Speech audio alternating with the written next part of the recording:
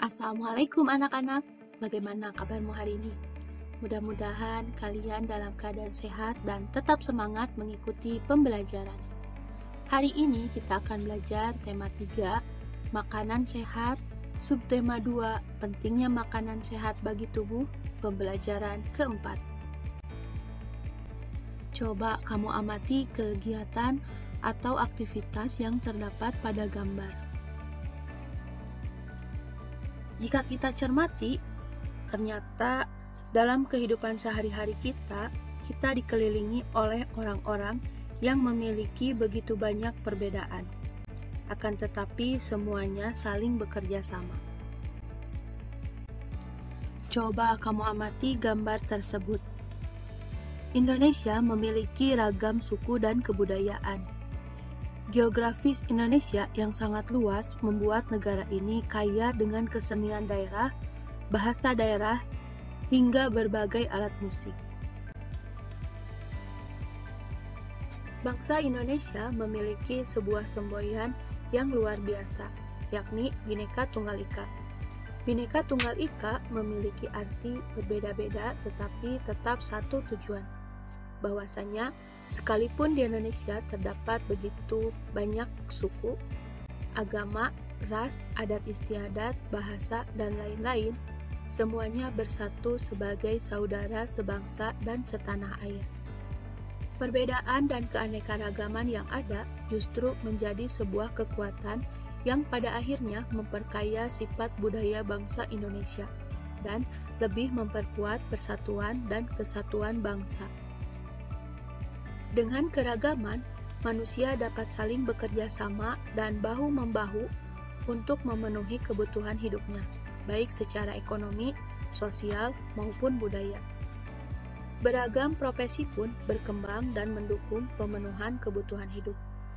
Bahasa Indonesia yang dipergunakan juga merupakan satu contoh hal yang menjembatani perbedaan sosial budaya yang terdapat dalam masyarakat Indonesia. Coba kamu amati gambar-gambar di bawah ini. Kedua gambar di atas bercerita tentang upaya manusia dalam sebuah pembangunan sosial budaya.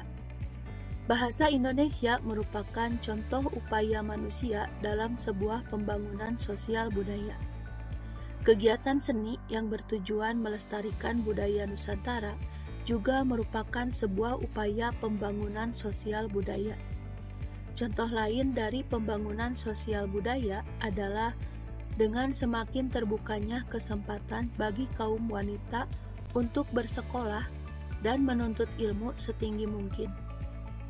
Masih banyak lagi contoh-contoh pembangunan sosial budaya yang terdapat di sekitar kita. Coba kamu amati daerah sekitarmu. Yuk kita simak percakapan antara Benny dan Siti. Kalau kamu, apa contoh yang dapat kamu berikan tentang pembangunan sosial budaya, Ben? Menurutku, acara kuliner Nusantara yang sering diadakan di lingkungan sekitar kita merupakan contoh pembangunan sosial budaya. Dengan begini, kita dapat melestarikan makanan khas daerah. Kita juga turut memperkenalkannya kepada orang-orang lain yang berbeda kebudayaan dengan kita, untuk turut mencicipi dan bersama-sama menikmati makanan khas daerah tersebut. Betul sekali, Ben. Kamu tahu tidak, acara kuliner Nusantara yang diadakan minggu lalu itu sukses besar loh. Semuanya berkat iklan-iklan di media cetak dan elektronik yang beredar sejak sebulan sebelumnya.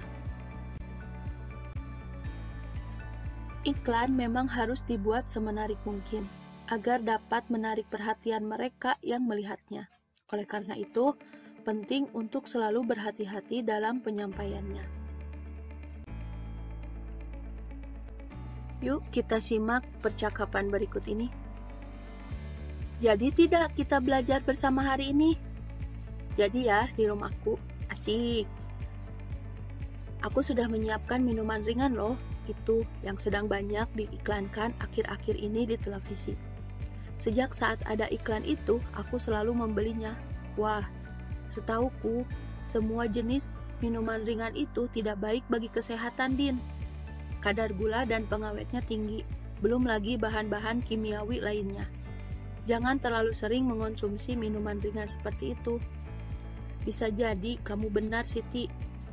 Pamanku pun pernah mengatakan hal yang sama. Namun, di iklan disebutkan bahwa minuman ini mengandung banyak vitamin dan mineral. Artinya, minuman ini juga memiliki manfaat, bukan? Tentu saja semua iklan dimaksudkan untuk menarik hati pembelinya, Din.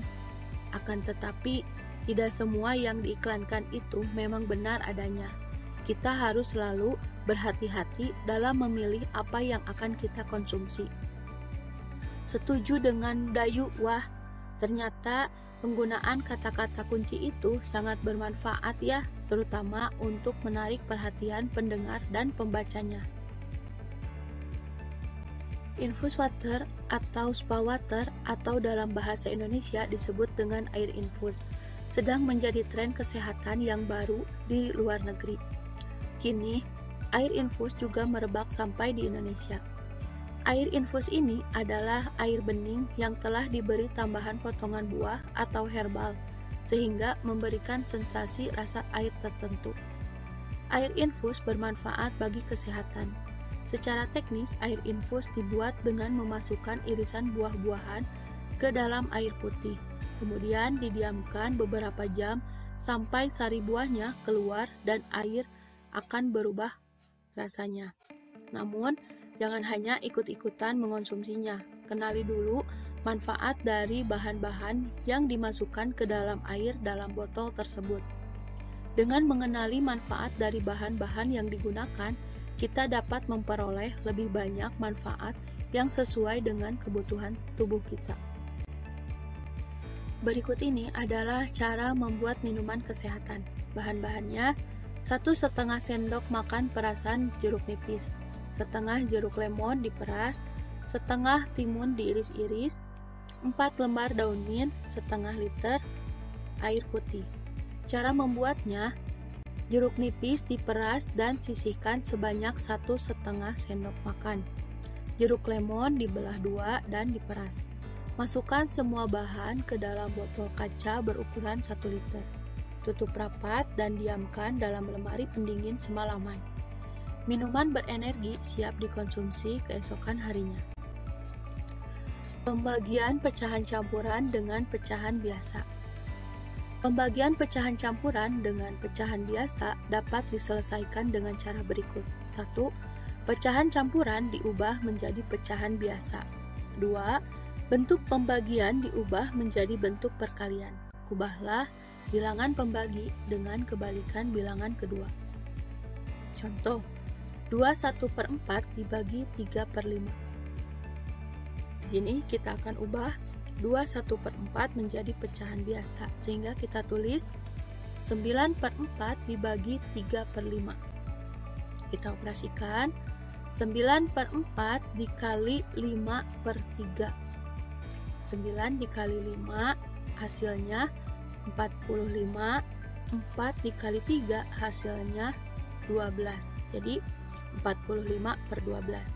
Karena di sini masih bisa disederhanakan, kita sederhanakan 45/12 dengan cara mencari FVB-nya, yaitu 15/4.